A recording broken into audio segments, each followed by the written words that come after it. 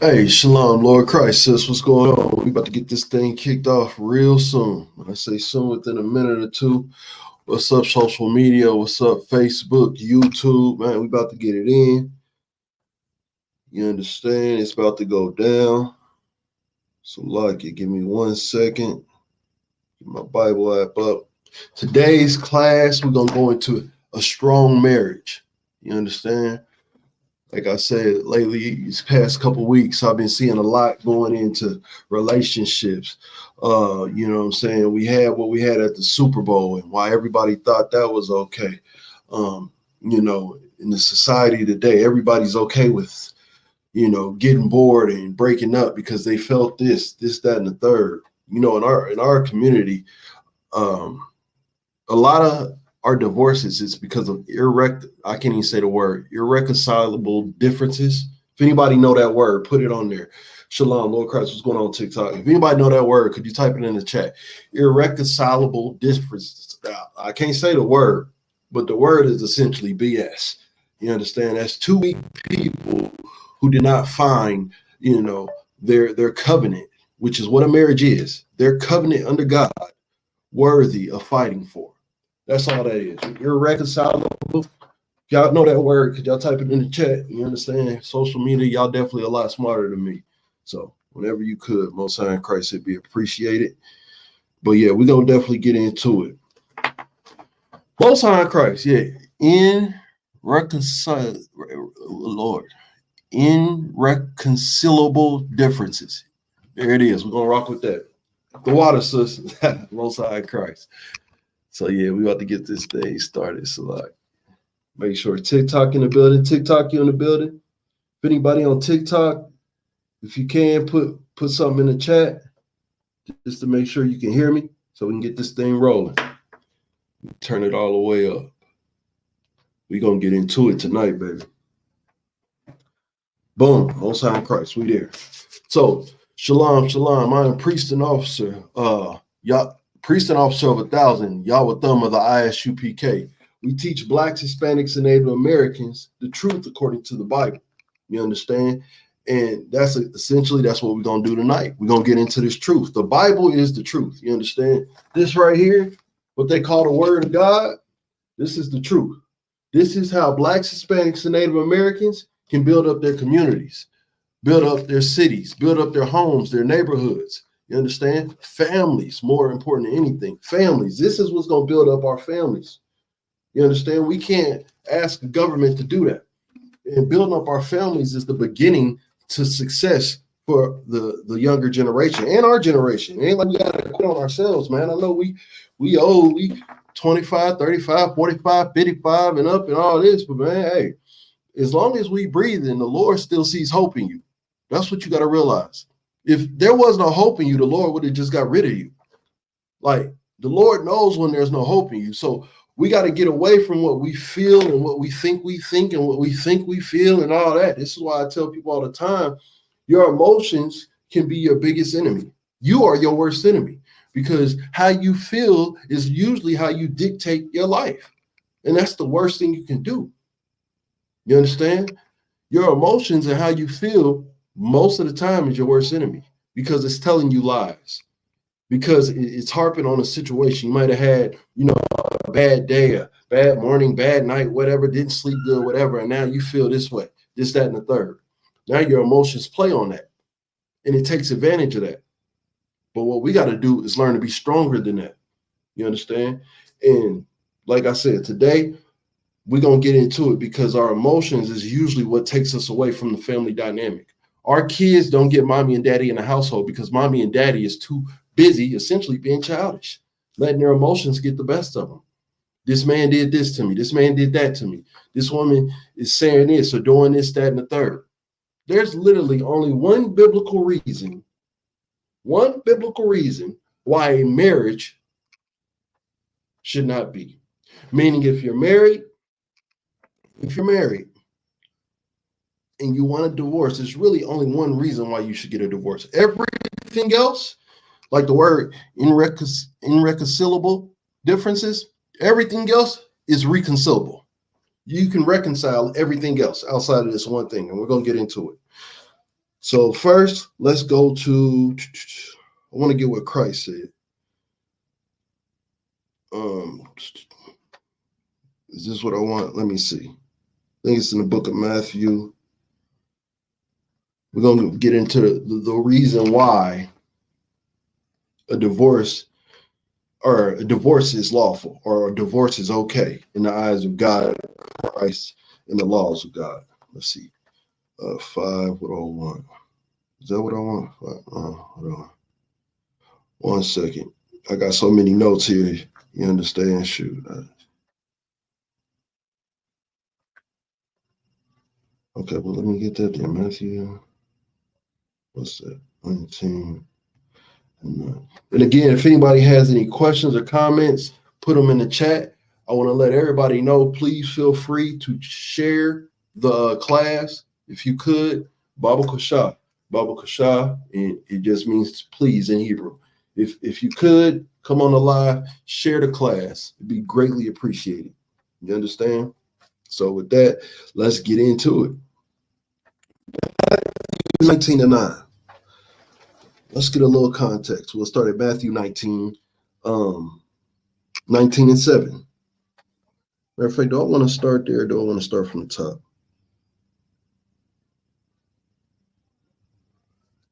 Let's start from the top.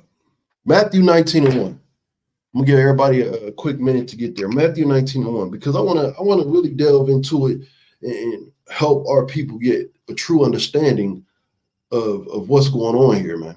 You understand? Marriage is a precious thing. I know a lot of times when you're in a relationship, marriage, and a lot of times your spouse becomes your worst enemy. We're just gonna call it as it is. Call a spade a spade. But guess what? That's a part of the battle. You understand? This is the person that you're saying, no matter what, no matter how hard it gets, I'm gonna fight through this thing called life with you. And I'm gonna respect that.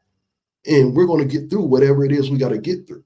You understand? Like I said, we're gonna get into the one thing that should be the only reason why a divorce happens in our nation. Outside of this, if this doesn't happen, we got to fight through that thing. I don't care if it's a sister getting out of line, or brother getting out of line, or a brother or a sister gains weight. Whatever the situation is, we got to fight through these things. We can't just love somebody when it's convenient, and then when it ain't convenient no more, we got hold on. I'm put this, you know what, I'm slow. I'm going to put this thing up here so I can read it, because I'm probably going to be saying it a lot tonight. There we go. Irreconcilable differences, which just means BS, which just means we saying, kids, I know I told mommy, I know I told daddy I was going to fight through, we was going to be together, and our love was strong enough to fight through whatever, the adversary threw at us. But in reality, I'm weak. I'm too weak to fight through the tough times. You understand? I don't hold to my word. My word means nothing. When I tell you something, don't trust it, because I can start to feel something, and that can take me away from whatever my word said to you. That's essentially what you're doing every time you got irreconcilable differences. You're somebody, all you're telling me is do not trust you. In no way, shape, or form should I not trust. This is the woman you dedicated your life to. This is the man you devoted your life to. You said you was going to be his rock, his ride or die, his everything. And then maybe you found him with another girl, and well, now you quit. Maybe he gained weight, and now you quit. Maybe she gained weight, and now you quit. I know if they can't trust you, the one you give your most intimate time to, and you show your most intimate parts to, if they can't trust you, I'm not trusting you getting in the business. I'm not trusting you when you say, take my word for it. I can't. You quit on your loved ones. I know you'll quit on me. You're a quitter. And we got to get that spirit out of Israel, y'all. So let's get into it. We're going to start here. Matthew 19:1. We're going to get it from Christ. Again, if you have any questions or comments, put them in the chat. Let's rock it out. Matthew 19:1. And it came to pass that when Yahushua, Jesus, had finished these sayings, he departed from Galilee and came into the coast of Judea beyond Jordan. 2. And great multitudes followed him, and he healed them there. Verse 3, the Pharisees also came unto him, tempting him, and saying unto him, is it lawful for a man to put away his wife for every cause? So that's what they pose. Off top, they playing games. They posing them. The Pharisees. Now you understand the Pharisees, those are the, look at it like today is your Bishop T.D. Jakes, your Reverend Al Sharptons, you know what I'm saying? Creflo Dollars, you know, your black leaders, you know what I'm saying? The black leaders that's supposed to be teaching you God's truth, God's laws. You understand? Jesse Jackson, people of that sort. That's who that would be in representation of today, even though they really had more power because they actually held power within our nation because we were a nation. So verse 3, I'm going to read it again. And the Pharisees, the Pharisees also came unto him, tempting him, and saying unto him, is it lawful for a man to put away his wife for every cause? So essentially, can a man divorce his wife because he feels this or he feels this or he thinks that? I mean, for any cause, for every cause. Is that a lawful thing? That's what the Pharisees want to get into, essentially what we're talking about today. You understand the Bible is real life. Everything you need answered is in the scriptures. And if you follow it, you'll start to heal and fix your life. Notice how I said heal and fix your life. Because one thing I know about all Blacks, Hispanics, and Native Americans, we all need healing. I don't care how strong, how much of a mean mug, how much we bench press, how pretty your face is, sisters. We all need healing. We all need it.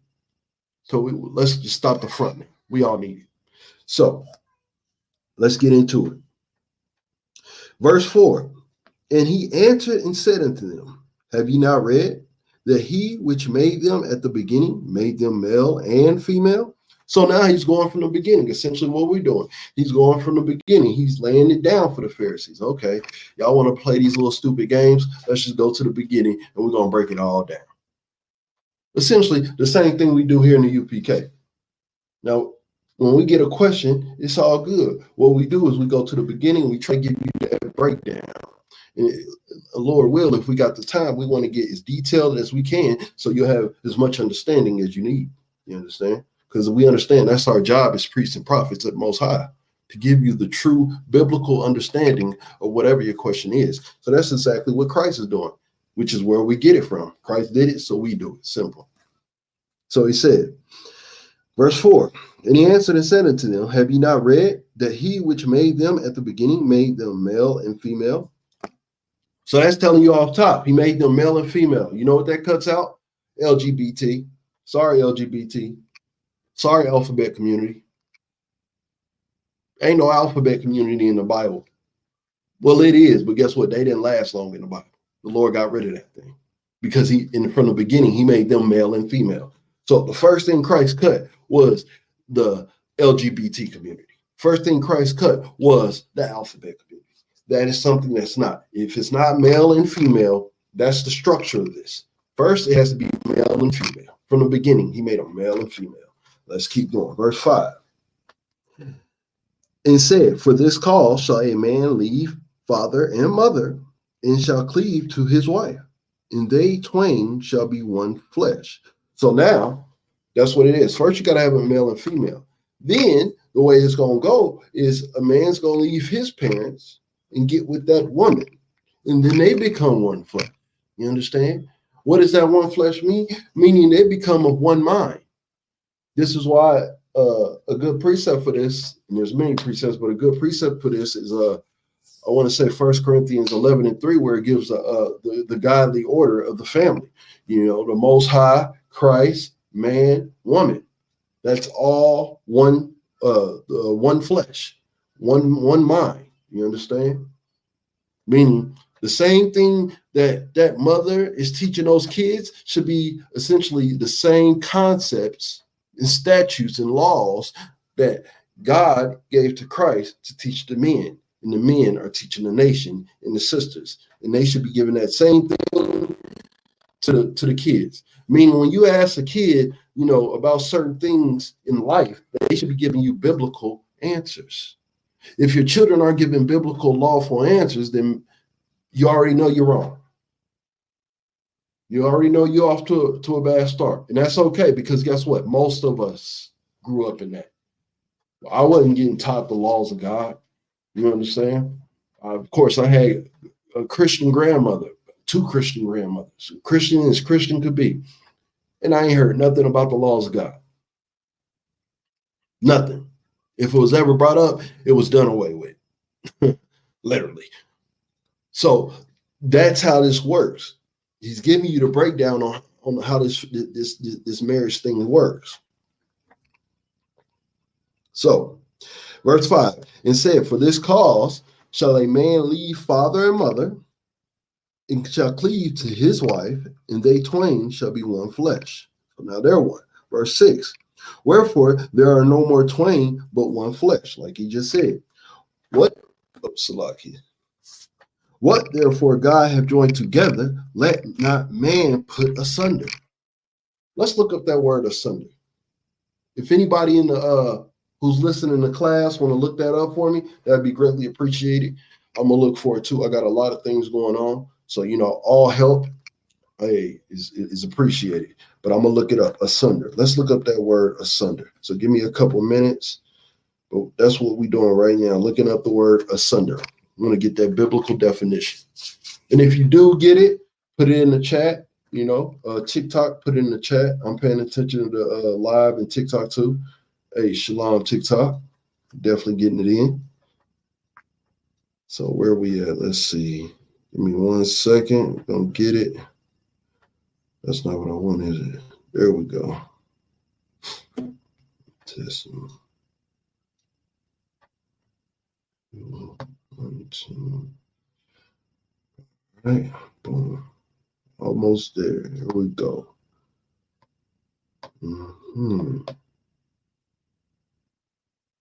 Okay. I got it. Asunder. Here we go. Asunder. To separate, divide, part, put asunder, to separate oneself from, to leave a husband or wife. Of what? Divorce, to depart, go away. And it's a verb, meaning what? It's an action. This action should not, now what action shouldn't be taking place? Let's go back to it. This is such heavy. This is why I love getting the definitions of words in the scriptures. So what is God saying should not happen? What action should not be taking place? It says, continuing verse 6, what therefore God hath joined together, let not man put asunder. Meaning, what did God join together? A man and woman. Marriage. When a man and woman comes together, a man on this earth should not have power to put asunder, meaning to what? Separate it, or to what? Divorce it. What is that telling you? Divorce shouldn't even be in the question. Yes, America, man, gives you the power to go to the courthouse and get a divorce, but God is saying it's a no-no for you to do that. That's a no-no. Man shouldn't even be able to put that asunder, meaning if God had joined it together, there's no man, whether it's you, that woman, or the court, that should even think about having the power to put to separate it, to divorce it. Shouldn't even be a thought. And at one point in time, us as a people, we understood that. Meaning we understood we got to fight through these tough times. We got to fight through when we just can't stand our spouse. We got to fight through that. We got to get over ourselves. Because there is no man that truly has the power to separate it. It don't matter how you feel. Your feelings don't have the power to separate what God put together. How do we know that God put it together? When you lay together. God made it very clear. When you laid with that woman, when you laid with that man, you married that woman. You married that man. And you say, well, what if it's a one-night stand? You made that decision, and you let the spirits take you into actually act upon it. You didn't have to do it, but you chose to do it. Well, you were put together.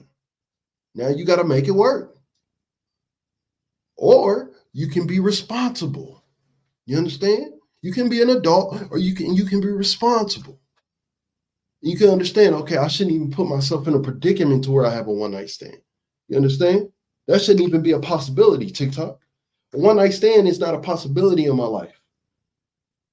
Because I rarely go out. And if I go out, I go out with my brothers. When I go out with my brothers, we don't mind talking to women, believe me.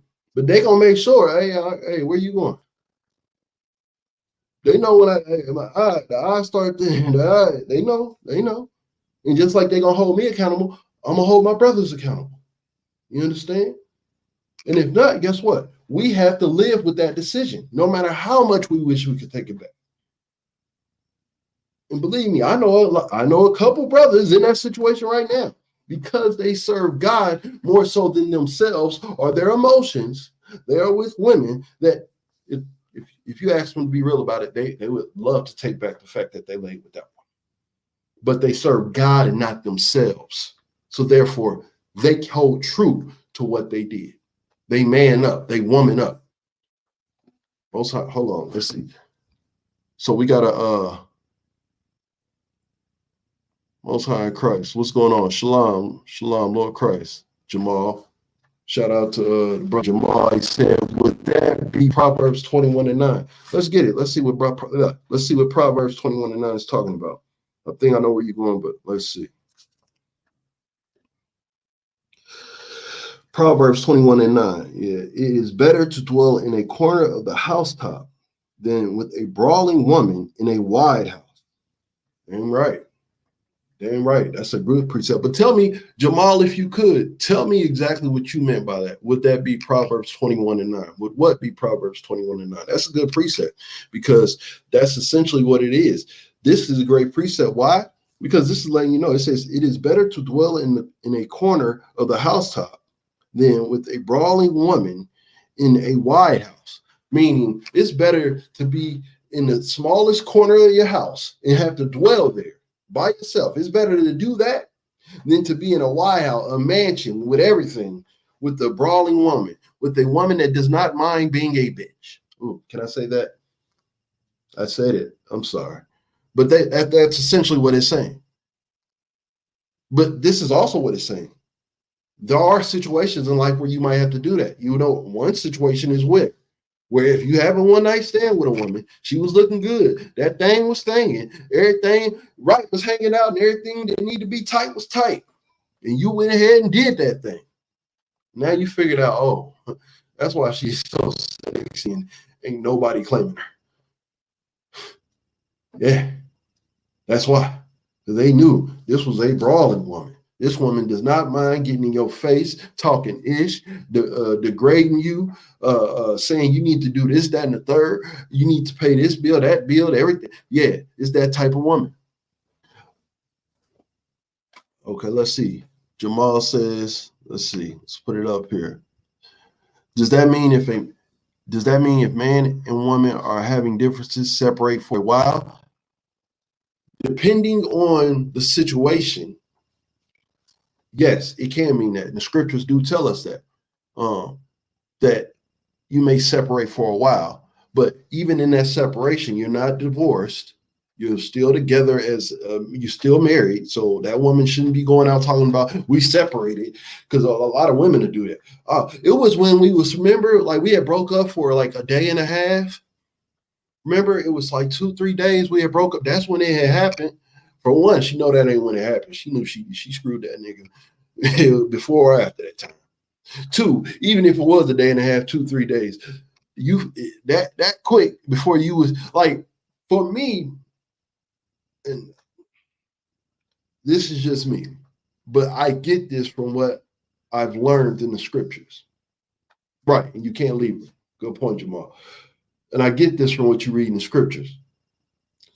For a woman to be comfortable to sleep with a random man, and a man shouldn't want to do it either, but we're men, so you'll get what I'm saying after I say it. For a woman to be comfortable with being in the face of a random man and possibly giving her most innermost precious gifts, to me, you've had to have been ran through a little bit. to be comfortable with that.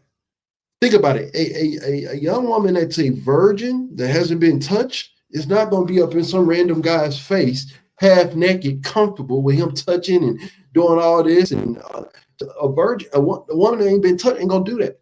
You know what it takes for a woman to get to that place? Her being touched by random men multiple times and getting herself comfortable. It's almost like she had to work up to get to that point. See, that's what our sisters don't realize. You're telling on yourself when you half naked in the club and you in front of, some random guy's face that you ain't never met or you only seen once or twice. And now y'all in the club, he high and all in his face and drinking with no type of protection around you, because your girls, they try to act, they ain't protection. Somebody gonna take them next, unless they the other. Now, if you got the other one, I understand. She protection. There ain't nobody messing with her until the end of the night and ain't nothing else worked out. That's a whole different ball game. At the end of the day, for a woman to truly be in a man's face, half naked, and you don't know him, and you're drinking,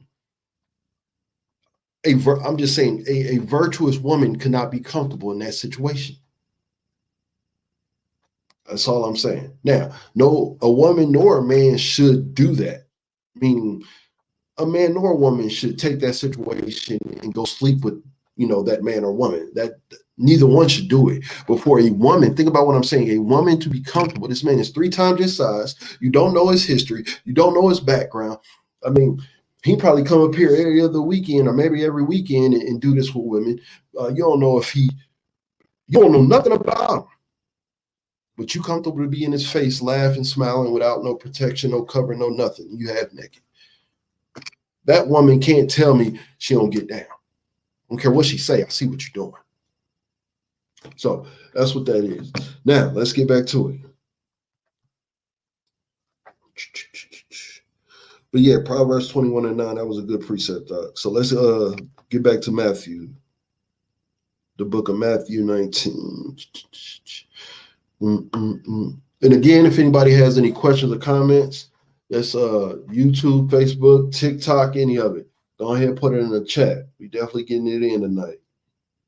And if you could, share the class. If you could, it'd be greatly appreciated. The water. All right. So, verse 6, Matthew 19, verse 6, wherefore they are no more twain, but one flesh, right? No more twain, but one flesh, because they've had sex, they've come together. They're married now. The Lord put them together. That's what you should think every time you lay with a man or every time you lay with a woman. This is the Lord. This is the action that the Lord said I take when he's going to put me with this man or he's going to put me with this woman. That's what sex is always. There's never a time where it's just, oh, we having fun. Unless you already married to that man or woman and y'all married, y'all just having fun. That's cool. But if you just now meeting a man or a woman, there's never a time where you can say we were just having fun and that's all it was. No, you can have fun. I understand. You might want to get used to that fun because that's a lifetime commitment. And God brought that together. You should almost look at the definition of sex is God joining us together. What is sex? God joining 2 people together. Go ahead, put that in your precepts. Definitely, I don't care what those other definition books say. You want to know the definition of sex. The definition of sex is God joining a man and woman together. That's the definition of sex. So anytime you have sex, you are joining yourselves with that man or woman. Very simple. So here we go. Wherefore there are no more twain, but one flesh. What therefore God hath joined together, let no man put asunder. They don't have the power. Of course, don't have the right. Verse 7. They say unto him, why did Moses then command to give a writing of divorcement and to put her away? So now they trying to be smart. You understand? They think they done caught Christ in this, that, and the third. Salakia. 1 second.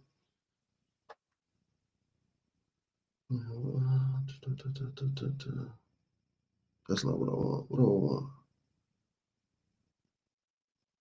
Okay, maybe I didn't see what I thought. Salakia, my fault. TikTok, I thought I seen something. I'm still learning how to work with my TikTok family. So y'all bear with me. All right. So where are we at? Verse 7. They say unto him, Why did Moses then command to give a writing of divorcement and to put her away? So now they think they caught Christ or something. Remember, we just kind of went through what God put together, let no man put asunder, meaning no man is able to break that. No man should be able to tear that apart. No emotion should be able to tear that apart. No matter how that woman is feeling today or this month or this year, should be able to tear that apart. Right? Now listen to what Christ says. Verse 8, he said unto them, Moses, because of the hardness of your hearts, suffered you to put away your wives. You understand what he's saying? He's saying, for one, he's not denying that Moses did it. So understand that. This is not Christ denying the law in any way, shape, or form. He's not denying that it happened. He knows it's happened. He's actually speaking on it happening and why it happened, right? What does he say? He says, because of the hardness of your hearts, suffer you to put away your wives. There was a hardness in your heart, meaning there was a pride, a wickedness in your heart, and that's why you wanted to put your wife away. It could have been because you seen another woman and you wanted to get with another woman. Wickedness. It might have been because it would have been back then, maybe it was cheaper to get rid of this woman.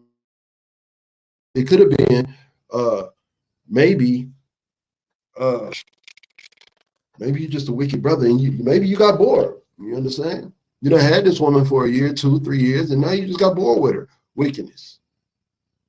Maybe she was wicked, right? Maybe she used to, every time you came home, she this, that, and the third in your face, blah, blah, blah, blah, blah, giving you every reason to hate this woman. But that's still wickedness to put your woman away. Let's keep reading. Because of the hardness of your heart, suffer you to put away your wives. But from the beginning, it was not so. Now, remember, when we first read this, we read from the beginning. From the beginning, it was showing us that first it has to be male and female, right? And when it's male and female, that means a man's going to leave his parents, his family, his home, and he's going to make another home with a female. That means there was male and female. They had a child. And that man left, got with another woman. Now it's a male and female again. And that's the structure of marriage. That's how it goes. You understand? It's not going to go away from that. It's not going to deviate from that. Now it says, and they twain shall be one flesh. Wherefore they are no more twain, meaning two separate, but one flesh. What therefore God had joined together. So now I'm saying that marriage, that's God joining them together. Put it like this. The only way people can truly be married on earth is for God to put you together. There is no other type of marriage. The only marriage there is on earth is for God to put you together, right? I went to downtown to get a paper. That's cool. Shoot, I go to Office Depot and get some paper. But if you really want to have a marriage here on earth that means anything, a marriage of substance, a marriage that counts, it has to be God putting you together. And God showed you the steps, the prerequisites for that marriage. It has to be man, woman. Man leaves his family, meaning his mom and dad, and he gets a woman, and they have sex. They come together. They make another child. That child leaves family, gets a woman. They have a family. That's marriage. That's how this cycle works. There is no other way. And every time that a man leaves his family and joins himself to a woman, that is marriage. Yes, sex is marriage. Remember what we said the definition of sex was? God joining two people, God joining a man and a woman together. That's what sex is. Hold on. So, now that we understand that, that's why it says right after that, what therefore God had joined together, let not man put asunder. No man has the right to do it. From the beginning, no man had the right to do it. But why did he give it to us? Because we were hard-headed people. And it was better to separate, to divorce, than to be ready to kill that woman or kill that man, which we know happens in our community. You understand? These things happen. So at the end of the day, this is what Moses did it for. Let's keep reading though. But from the beginning, it was not so. The end of verse 8, Matthew 19, verse 9. And again, if anybody has any questions or comments, put them in the chat. And I say unto you, whosoever shall put away his wife, except, here we go, except it be for fornication, and shall marry another, committeth adultery. So there you go. That's the one and only reason that anybody should have a divorce. But let's read it again. Verse 9, and I say unto you, whosoever shall put away his wife, except it be for fornication, and shall marry another, committeth adultery. And whoso marrieth her, which is put away, doth commit adultery. That makes it clear as day. Now, now we got to get the understanding of adultery. So anybody that's tuning in, I'm going to give us a couple minutes. Does anybody know the biblical definition of adultery? Don't tell me what the courts told you and this. I don't care what they say. They don't know nothing. They laws change every 4-5 years. Tell me what God said. What did God call the biblical definition of adultery? I'm going to give us about a minute, see if anybody knows it. If not, I'm going to just go ahead and expose it. You understand? Because we got to get the understanding of these things. We got to. This is why relationships don't work in our community today. We don't understand nothing. We think we do, but we don't.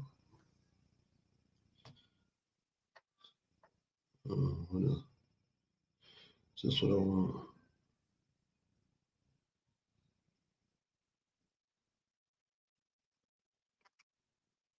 Again, what is the biblical definition of adultery? If anybody knows it, go ahead and put it in the chat.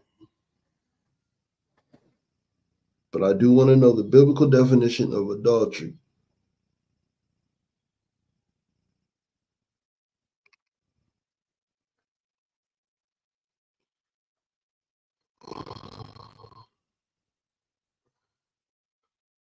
Yeah. I'm going to give y'all a couple minutes to get that. It's another precept I seen. I'm going to want real quick.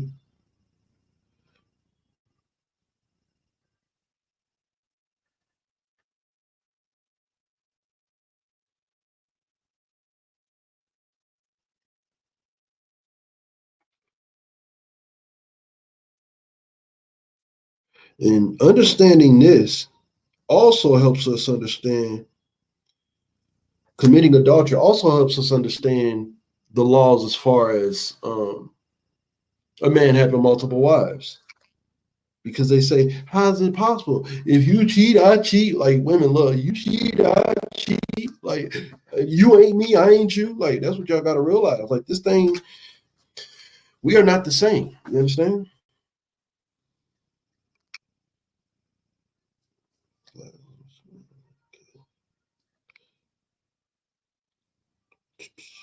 Hold on, we might have an answer. What's this? Somebody got something for me? All right. Most High Christ Jamal, the brother said, when a married woman sleeps with another man, when a man sleeps with a married woman. Good. Can you give me a precept? What's the precept? I need a precept real quick.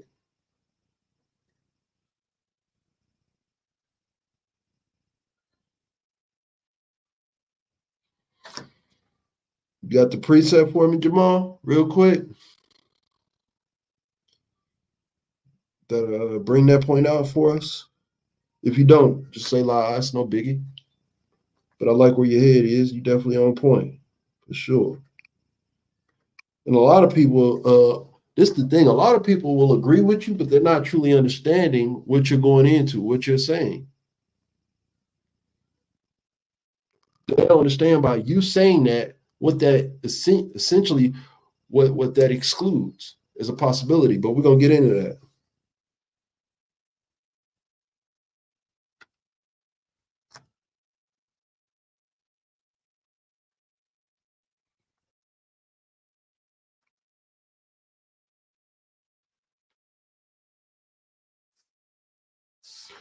All right, let's see.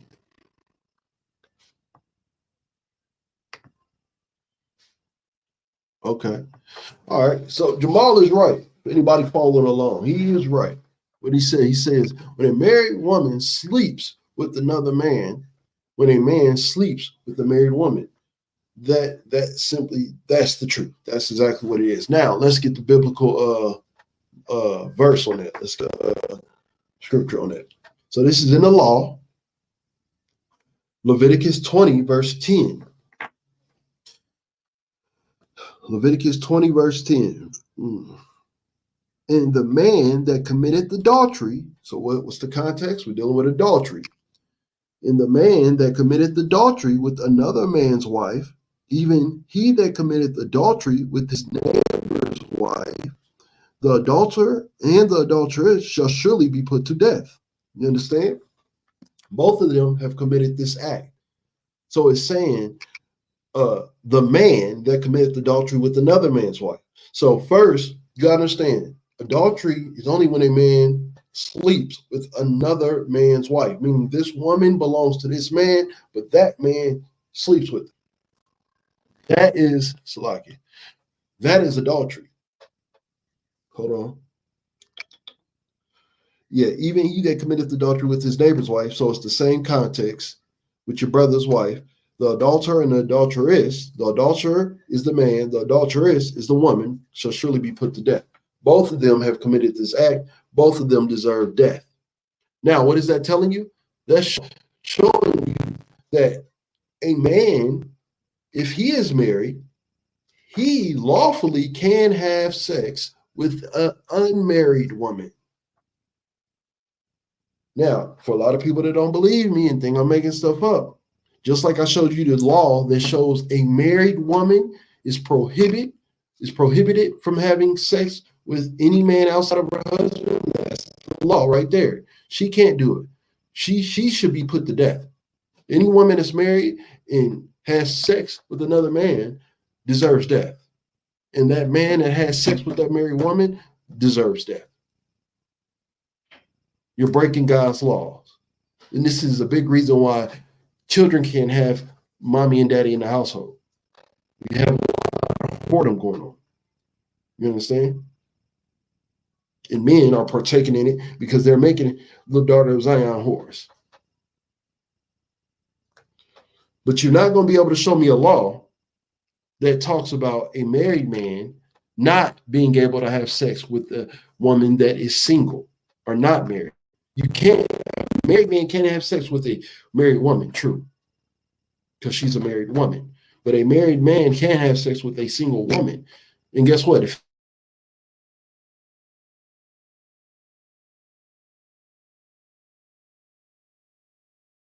that's how that works. And we got to understand these concepts, man. We got to understand these concepts. Be able to grow people.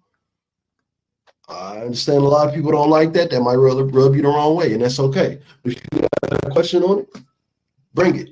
Bring all the questions. That's what we're here for.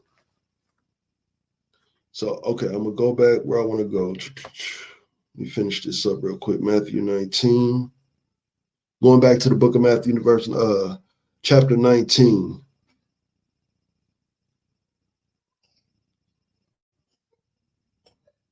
I'm going to go to verse 9. Matthew 19, verse 9.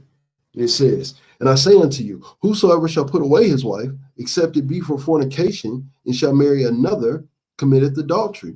And whoso marrieth her which is put away, doth commit adultery. Now remember, we were talking about separation, a woman being put away earlier. You can do that. That's lawful. But guess what? That does not mean that you're divorced. All because you separated don't mean you go hop on the next dick. That ain't how that works. As a matter of fact, let's get that biblical. Let's get that.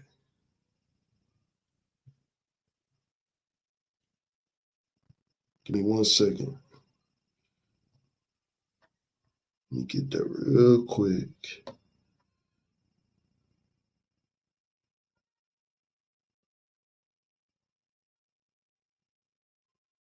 Is that what I want? That's not what I want.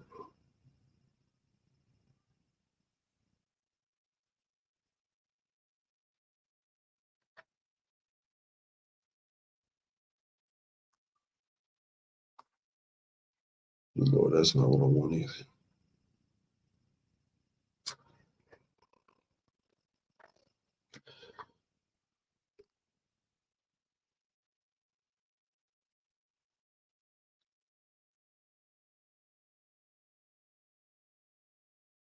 Okay, that's what I want. Most High in Christ. So it is. I knew it was in Corinthians. It's First Corinthians chapter 7. Let me give you a second to get there. We in First Corinthians chapter 7. Most High in Christ.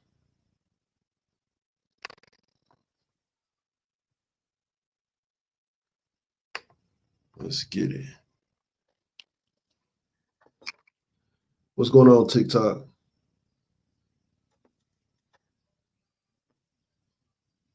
Okay. Most High in Christ. All right. First Corinthians chapter 7.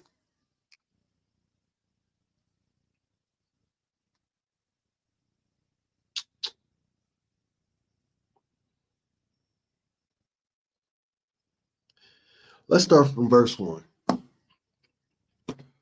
First Corinthians chapter 7, verse 1.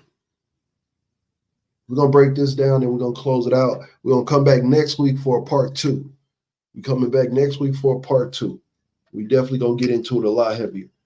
But I had to break that down. We had to understand that. You understand? Marriage is not meant, there should never be a divorce. Divorce really is a myth. But we've made it the reality of our relationships. People are so comfortable with quitting on the person that they've devoted their life to. It makes no sense.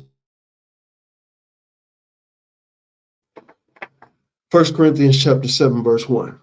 Now, concerning the things whereof you wrote, it is good for a man not to touch a woman. Now, there is a whole nother breakdown that goes with this. If you want that breakdown, I'll be more than happy to give it to you and make it clear as day. But when it says, now concerning the things whereof you wrote unto me, it's talking about in previous chapters. There were things that was wrote unto him about fornication, but that's neither here nor there. If you want that breakdown, let me know. I'll give it to you. Now concerning the things whereof of 1 Corinthians chapter 7, verse 1. Now concerning the things whereof you wrote unto me, it is good for a man not to touch a woman. Verse 2. Nevertheless, to avoid fornication, let every man have his own wife, and let every woman have her own husband. So to avoid fornication, you understand, meaning unlawful sex, let every man have his own wife, meaning whatever woman is his, let that be his woman. Let him have his own wife, meaning if that's his wife, that's his and only his. If that's his wife, that's his and only his. If he got 7 women, all 7 of them women is his and only his. So let every man have his own wife, and let every woman have her own husband. Meaning, if that woman has a husband, that's her husband. That's the only man that should ever touch her. That's it. She already got her own husband. She don't need you. That's it. I don't care how she feels. I don't care what her emotions say. It's what God says. She got her own husband. Verse 3. Let the husband render unto the wife due benevolence. Now it says, let the husband render unto the wife due benevolence. What is that? That's time. That's essentially husband and wife time. You understand? Sex. You understand? That intimate time. That's very important. That's what nurtures a relationship. You gotta have some consistency with that. So let the husband render unto the wife due benevolence, and likewise also the wife unto the husband. This is a duty that you guys owe each other. You owe each other. You understand? Verse 4, listen to this. The wife has not power of her own body, but the husband, right? So the wife ain't got power over her own body. That's her husband. He got power over that. That's his now. You understand? Now, does that mean he goes and takes it, when she, in the worst of ways, she's sick with this and she ain't, no, I don't mean that. But that's his body now. And what that means is you need to respect that body as if it's his. What does that mean? When you out in public, would he want random men looking at his woman, seeing his woman half naked, this, that, and the third, touching all over his woman in another man's face? No. he would keep it far away from that. So guess what, sisters? You need to treat your body that way. You need to make sure you keep it far away from that. You need to make sure you don't put yourselves in that situations. You understand? And that goes back to what I was saying earlier. It's hard for me to be able to respect a woman that is comfortable being in random men's face, half naked, this, that, and the third. You understand? Because if you're being kept, the Bible says the body is your husband's. And I know your husband wouldn't have you in random men's face doing this, that, and the third. You understand? That just wouldn't be. So likely if you don't like that breakdown, but like I said, everything I say or I understand, it comes from the Bible. And the Bible seems to agree with me. It agrees with me on that. I'll read verse 4 again. The wife have not power of her own body, but the husband. So anytime you in a situation, wife, when you getting dressed, when you putting on clothes, would my husband want men to see this aspect of my body? No, then I need to cover this up. Will my husband want me going out dressed like this? No, then I need to cover this up. Will my husband want me at this party shaking my butt all up in these men's faces? No, then I need to go ahead and stop and not even be there. You understand? That's what that means. Let's keep reading. And likewise, also the husband have not power of his own body, but the wife. So in this situation, it's the same thing. Even though a man can have multiple wives, guess what? He still is to respect his body as if it only belongs to who? His wives, right? So random women shouldn't be able to come up and grope you, this, that, and the third. If it ain't your woman, guess what? She shouldn't be able to touch on you randomly, because it goes into what I was saying again. For a woman to be comfortable being touched or touching random men that isn't theirs, to me, how can I ever respect this woman as something that's worthy of love? How can I respect this woman as someone that's worthy of me putting my life on the line for? Like, this woman is comfortable touching or being touched by random men, being half naked in front of random men, this, that, and the third. You can't have that. It's not biblical. And our sisters got to come back to that. Even if you do feel comfortable with that, you need to get uncomfortable with it. And guess what? You're not going to get uncomfortable with it until you literally take yourself out of those atmospheres for a time. Meaning you are going to have to separate from the club, the bars, the parties, the after hours, the get-togethers, the hookups. You got to separate and just dive into this truth. Dive into these scriptures. Get used to covering your body up. Get used to never being half naked. Get used to not showing any aspect of your body.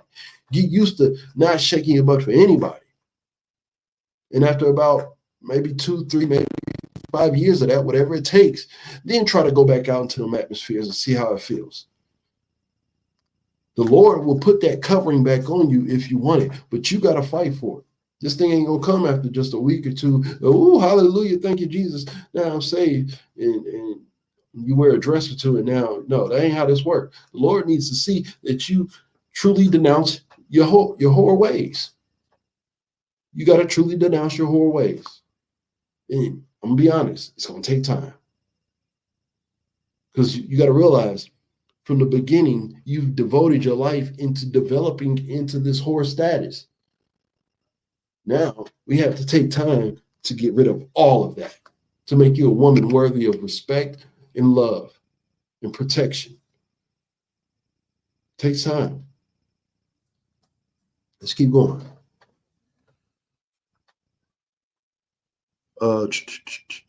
Verse 5, defraud ye not one the other. So don't defraud each other. If you married, hey, if they want to give it to them. You know what I'm saying? Now, of course, if there's some circumstances, that is what it is. But outside of that, you give it to them. You cherish your woman like you really want her. You know what I'm saying? You cherish your husband like, man, I really want, I'm glad to be able to, get knocked off by you. You know what I'm saying? Whatever, you got to make them understand and feel that you truly cherish that. I'm going to tell you, it only intensifies it. If they don't feel like you really want them, that's man or woman, then you can't expect them to want to go to that extent with you. Even if they are doing it, it's only going to be but so good. If you want it to be the bomb, then you need to make sure your spouse realize that you that thing, I wouldn't change it for the world. Thank you for giving it to me. And we about to go ham on this thing. You understand? So it says, verse 5, defraud ye not one another, except it be with consent for a time, right? That ye may give yourselves to fasting and prayer. So there it is, separating for a time. You know what I'm saying? Maybe, all right, we ain't on the same page. We've been arguing. We're going to separate for a time, but it's only for a time. And it's consent, meaning we both agree on this. We both have come to an agreement or understanding on this, right? And it's a consent for a time, not forever, not until whatever. No, it's for a time. Why? Because that's still my wife. That's still your husband, right? You need to honor those things. Consent for a time that you may give yourselves to fasting and prayer. That's what you should be doing, fasting and prayer. Why? Because those are the tools that's going to be able to make that relationship strong again. That's going to be able to build that relationship back up. So while you separate, if you got a righteous woman, when you separate, you almost feel strong about where the relationship is going. Nowadays, if you separate from your woman, you almost know that night somebody probably going to be in there. That's probably what's going on. If not that night, at least by that weekend, somebody for sure going to be in there. That's how you feel in this world, in America. Because when a woman separates, it's almost to go do that. You understand? But biblically, you separate to build and make the relationship stronger. Give each other some time to get to that point to where cooler heads can prevail. And you know what? Maybe I said some things, I did some things. You said some things, I did some things. But at the end of the day, I made a covenant with you under God. God brought us together. I respect, I honor that. And I'm thankful for it. And please forgive me for what I said and did. I forgive you for what you said and did. Let's go get back to this bomb love making. It's that simple. That's what it is. But it's only for a time. Separation is not to say, remember them 2 days. No, America gave you that mindset, not your God. So that you may give yourselves to fasting and prayer and come together again. See, that's the important part. You separate, but then you come together again. You don't remember them 2 days or them 2 weeks we wasn't kicking or talking. No, you were supposed to be fasting and prayer during that time so we could come together again. That's what we got to do, Israel. Come together again. That's how kids is going to get mommy and daddies back in the home. We got to come together again. Stop being weak. Stop being soft. Stop being weak-minded, man. Fight for your family, man. Love your children enough to fight for your spouse, to fight for your marriage, to fight for your family, to fight for your household, man. Those kids deserve mommy and daddy. They didn't choose to be here. It was you. Remember that love making? Y'all chose for them to be there. Now y'all need to make the decision to make sure that those kids understand that mommy and daddy can fight and get through anything. That's on you as parents, man. And come together again. Listen to this. That Satan tempt you not for your That Satan tempt you not for your incontinency. You know we're about to look up that word. Yep. And we're going to close it out. If anybody have any questions or comments, feel free to put it in the chat. Yeah, we about to definitely look up that word, your incontinency. Man. 7 verse 5. Let's get it. 1 Corinthians 7 verse 5. Let's get it. Why did it take me back here? Did I hit this? I probably did. 1 Corinthians 7 verse 5. There we go. 7 verse 5. Incontinent. Let me see this.